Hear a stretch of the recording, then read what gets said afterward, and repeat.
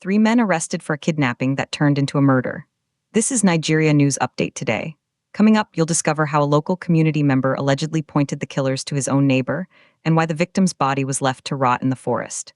Meet Edafe Oghenekome, a 42-year-old man. On February 4, 2026, his life was violently taken. He was kidnapped from his own home in Udi's village, Edo State, alongside a woman named Favor Ikasa. For 5 days, his family hoped for his safe return, but here's the twist. While Favor was released, the communication about Edafe stopped. The kidnappers went silent, and then something shocking happened. The police made a breakthrough, but here's what nobody's talking about. One of the arrested suspects lived in the same community as the victim.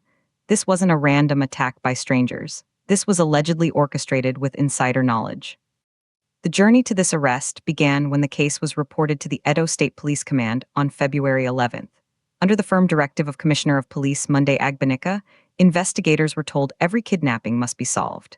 Their relentless efforts led them to a 21-year-old man named Abdulsalam Mohamadu. His apprehension was the key.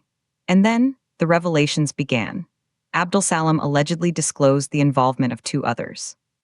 A 45-year-old man named Edafe, described as the syndicate's local pointer, an indigene of the same community as the deceased Edafe, and a 24-year-old Nasiru Yao who allegedly supplied food to the gang while they hid in the bush. Imagine that, a neighbor, a local allegedly pointing armed men to a fellow villager's home. The betrayal is staggering. The police, following these leads, intensified their search. They didn't just find the suspects, they found the gruesome scene. In the Igueladidi forest of Iguobazuwa, in Ovia West local government area, they recovered the remains of Edafe Oghenekome. The police statement says the suspects left the body to rot. Let that sink in.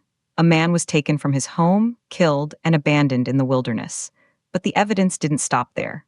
During further investigations, the police made another chilling discovery. They recovered 2 AK-47 rifles, with specific breech numbers 1686 and 2357, and 3 Dane guns from the suspects. This was a heavily armed operation.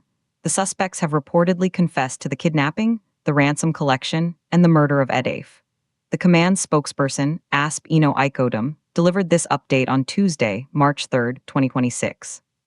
She assured the public that efforts are ongoing to apprehend other fleeing members of the syndicate. She promised that all persons connected to this heinous crime will be brought to justice. This case exposes the brutal reality of kidnapping syndicates in some regions. It shows they can operate with local collaboration, using terrifying firepower, and with a chilling disregard for human life. The victim, Edafe, was 42. He had a name, a life, a family. His story ended in a forest. But here's the part that will blow your mind. This arrest happened because of sustained pressure from the top and dogged police work on the ground. It's a sign that some cases, no matter how dark, can see a form of justice. Yet huge questions remain. Who ordered this? What was the motive? Was it purely for ransom? And most hauntingly, if a local can allegedly turn on his neighbor, who can you trust in your own community? The police have 3 men in custody and a cache of weapons. But the search isn't over. The impact of this crime ripples far beyond that forest. It shatters the sense of security in a community. It forces us to ask how deep these networks go. Some will see these arrests as a victory for the police. Others will see it as a tragic symptom of a deeper societal illness. But one thing is clear, a man is dead, and his family's world is forever broken. Do you think the arrest of these 3 men brings real closure, or is it just the first layer of a much deeper problem? Drop your take in the comments. This was Nigeria News Update today. Subscribe for more breaking news and deep dives into the stories that matter.